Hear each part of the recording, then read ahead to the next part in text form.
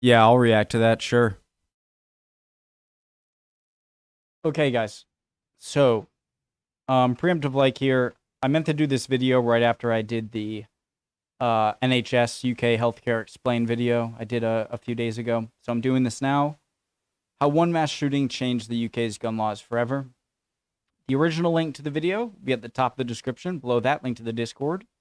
Love to have you on over there. Just click on it. It'll send you over there. So, obviously, UK and the US have very different outlooks on guns, or at least it's much more of a agreed upon sort of policy in the UK than it is in the US. And a few things I'm curious to learn about. By the way, I watched a UK gun law video I think a few months ago, and some of the laws in the UK, and I don't remember seeing any of them as kind of like, I don't know if that's a good idea. I think they were all really good ones, good points.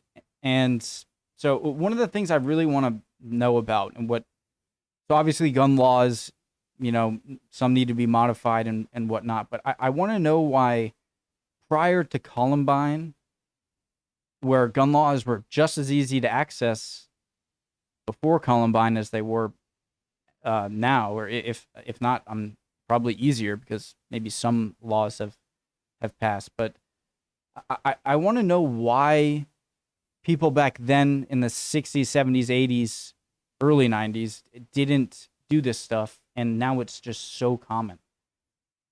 So yeah, I'm ready to learn here, open mind, and I'll try to save my questions for the end, unless I really don't think I'll remember the question, in which case I might pause and ask it. So let's do it. My name's Connor. Did I say all the things? I think I did. Let's go. People are getting shot all around me. Hundreds of students ran for their lives. We didn't think this would ever happen. The shooting at an elementary school in Newtown, Virginia Tech. Parkland, Columbine High School. A total of 15 people. 33 dead. 20 children, 7 adults.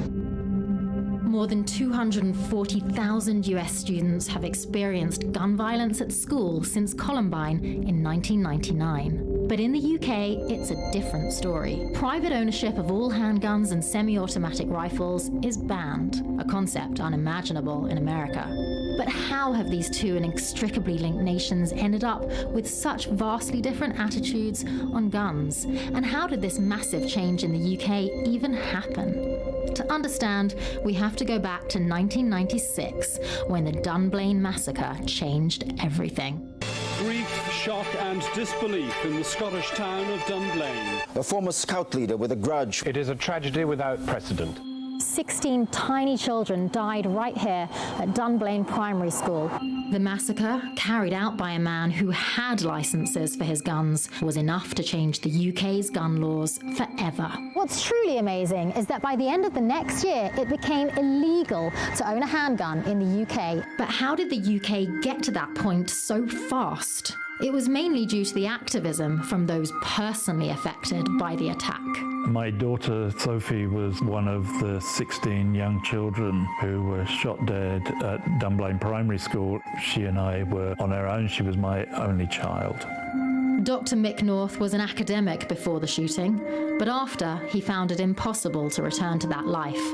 So he devoted himself to making sure other parents never had to experience his agony by becoming a gun control activist. Hi. One of my initial reactions after Dunblane was a feeling that this should never have happened because the guns that the perpetrator used have been too easy to come by. Dr. North combined forces with other people who were touched by Dunblane, like former Scottish Labour MP Richard Simpson. Now, he was a doctor at the local hospital at the time, but then after that experience, he changed his entire career, became a Labour MP, and helped to lead the motion to change the gun laws in the UK. What I discovered was that the then Conservative government was in the process of actually seeking to deregulate the process by which guns were regulated in the United Kingdom. Guys, sorry. I'm just going to go back 10 seconds, and I want to make sure that my audio is on.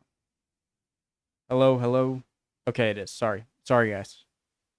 I just did not want to... The then Experience Conservative government was in the process of actually seeking to deregulate the process by which guns were regulated in the United Kingdom. And that really made me very annoyed. These two men were part of a movement fighting to be heard by politicians. Residents of You can fast forward if you want, guys. That whole thing just made me not really hear what he said. The then Conservative government was in the process of actually seeking to deregulate the process by which guns were regulated in the United Kingdom.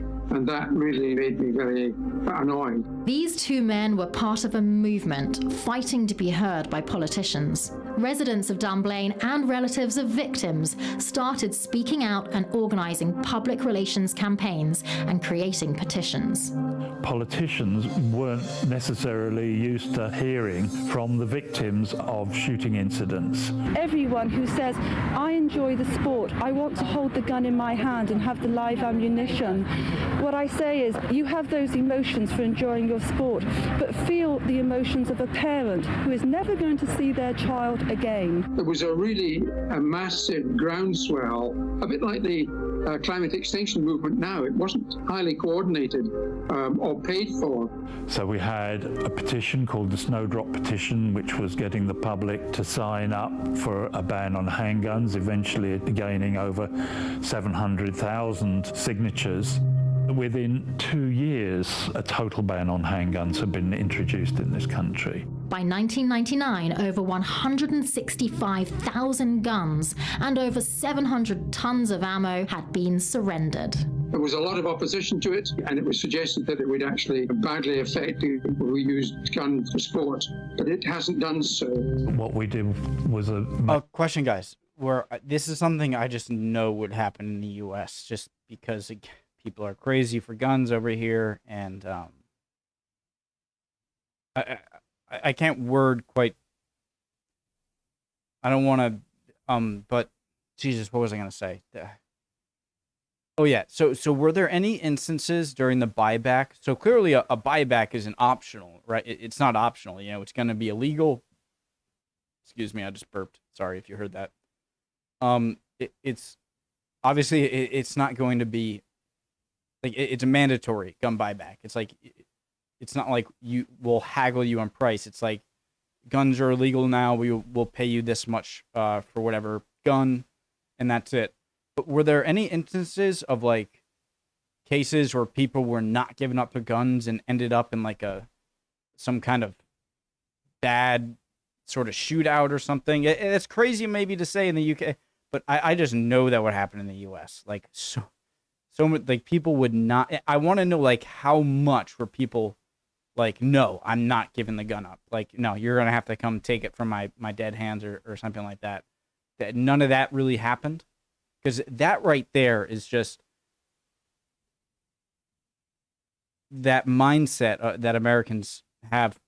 I've said this many, many times in videos talking about guns. I have never even held a gun. I don't know a lot of gun stuff. And so I, take what I say, not having to with that stuff, right? But I just know that there's a mindset in the U.S. of like, that's my question, okay? Was there any instances of people like, no, you're going to have to take it from me or something like that? I know that sounds kind of insane, but I think it would happen a lot over here if there was a mandatory gun buyback.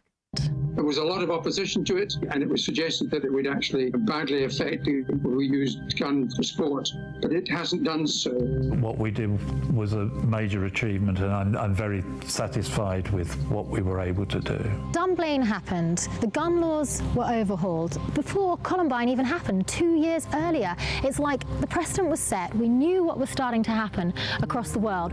And 2 years later, on April 20th, 1999, 2 teenagers shot and killed 12 fellow students and a teacher at Columbine High School near Denver, Colorado. Just like Dunblane did in the UK, Columbine shocked Americans. It wasn't the first school shooting in the US, but those images captured on live TV set something off that had ripple effects throughout the country. And just like in Dunblane, no one was closer to the situation than the victims' parents. I'm the father of Daniel Mauser. He was one of the students killed at Columbine High School. He was 15 years old. Like Mick North before him, Tom devoted his life to fighting for gun control, even taking a year off from work to lobby at the state capitol. Just 2 weeks before Columbine, at the dinner table, Daniel asked me a question based on a conversation that he had with other members of the debate team.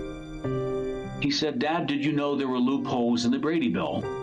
Brady Bill is a national law that requires background checks to purchase a gun. And I just kind of blew it off.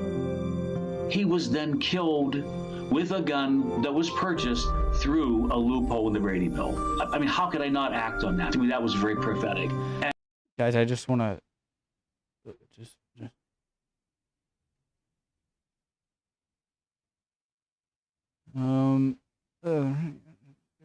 offer to mandated federal background checks on firearm purchase in the United States. 5-day waiting period. And section prevent persons with previous convictions. Okay.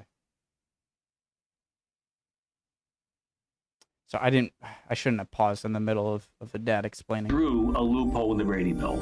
I mean, how could I not act on that? To me, that was very prophetic. And it made me realize that when we have loopholes like that, when we have so much carnage in this country, we have to do something about it. I became very vocal, active. And Tom did make some very real progress on a state level soon after, helping to introduce a bill to close the same gun show loophole he and Daniel had discussed over dinner. In 2000, the public voted and passed Colorado's answer to the Brady Bill by an overwhelming majority of about 70%. I felt that I did something to honor Daniel. I did something in response to something he brought up to me. But this small victory at the state level in Colorado was overshadowed by strong national backlash against gun safety laws. Barely a year after Columbine, then NRA President Charlton Heston gave this famous threat. From my cold, dead hands. In America, we are so wrapped up in individualism and rights that we say... Wait, Charlton Heston, isn't that an actor? We are so wrapped up in individualism and rights that we say, well, no, we can't do that because it might possibly affect my rights. And for a lot of people, that's more important than what could possibly happen to them or their neighbors. It's a cultural issue that is very starkly different between us and other nations. I think it's shameful in the U.S. that we have failed to really react in any significant way. Since Columbine, the narrative in the US around gun rights and gun control has only become more polarizing. Restricting law-abiding Americans from acquiring guns is obviously unconstitutional. Is it time to repeal the Second Amendment? The left has their rigid, radical, anti-gun agenda. Hell yes, we're going to take your AR-15, your AK-47. In the US, barely any federal gun control laws have passed since Columbine. In fact, experts say the most significant change in gun law is when politicians let the Clinton-era assault weapons ban expire in 2004, making assault weapons like AR-15s legal again. Since then, the AR-15 has been used in almost every notable mass shooting in America, and the problem continues to get worse. The US has more firearms per person than any other country in the world, and it's the only country in the world that has more guns than people. And the US gun homicide rate is 25 times that of other high-income countries, including the UK. The main problem is not necessarily the Second Amendment. UK. The main problem is not necessarily the Second Amendment, but how that has been interpreted. In America, there needs to be an understanding of how to tighten the law without grossly infringing on what are perceived of as rights under the Second Amendment. But it does seem ridiculous to use the words of the Founding Fathers to decide how you control or don't control weapons that are usually used in war zones. There have been so many mass shootings since Columbine that many Americans feel hopeless about reform. The fact remains, however, that 61% of Americans do support stricter gun laws, and there are many potential changes, such as closing the gun show loophole or restricting assault weapons, that would make a huge impact and would not go as far as a total ban on firearms. It takes a long time sometimes. It's not just changing the laws. You also have to change culture to get people to be willing to change the laws. And perhaps there'll come a time when enough people vote in politicians who will be supportive of the gun control measures that America needs and deserves. No one has kids so they can buy them bulletproof backpacks. You have kids so that they can hopefully thrive in a better world than you did. We really have to ask ourselves if we're giving them that opportunity. I remember hearing about the bulletproof backpack, and I'm like, all right, that's a joke. And it was real, like a real thing being sold. And that was one of the moments where I'm like, I have to pee quick, guys, by the way, but I'm going to come back and I know it's the end of the video, but I have a lot of things I want to go back and talk about, give my take and ask some questions. But what was I just going to say? I was just talking about before my ADD went right to I gotta pee. I forget. I'll be right back, guys. All right. Okay, I'm back. I washed my hands. So I want to go like different sections of the video where I wanted to ask questions or say some comments about, and I'll actually edit for once, so you don't have to see me in the middle of each trying to find the next point I want to react to. All right. But right here, okay, is the first part I want to... Private ownership of all handguns and semi-automatic rifles is banned, a concept unimaginable in America. But how have these two inextricably linked nations ended up with such vastly different attitudes on guns? So, right there. So, first of all, I just want to say right off the back, this is just what I believe. It's not what I wish or don't wish to happen, but a ban on guns, especially on all guns, let's be in reality here. That is never going to happen in the U.S. It's just never going to. So why is so, like, I agree. I kind of see America as like Britain's little brother that branched off and rebelled on its own. And although we're a nation of immigrants, mainly from European countries, but countries all over the world. But I think we are really in our founding and in our laws and institutions, a British country, you know what I mean? Like, we're very much linked, and yet we have these extreme opposing views night and day on guns. My thoughts on that, my best guess is that I believe it probably evolved over time from how we became a country in the first place. And I feel like many people in the colonies felt like they were being treated as colonials rather than like mainland British people, and they were treated unfairly in taxes. I know this can be debated. And so they wanted to be on their own. And I think that reason for creating the country right away set that fear of ever getting close to being ruled by a monarchy again, where individuals on their own can do what they want to do, whether it's protecting themselves or whatnot. A lot of like the cowboy culture right down south, but not just that, just being afraid of a federal government and them telling you what to do, and a giant distrust in federal government and any policy they pass makes it that extremely difficult. And I think that is just solidified over time. I didn't live in the 1800s or early 1900s or late 1700s. I can't tell you how fervent people were about gun laws, but I definitely know there was a lot less opposition to it, I guess, back then.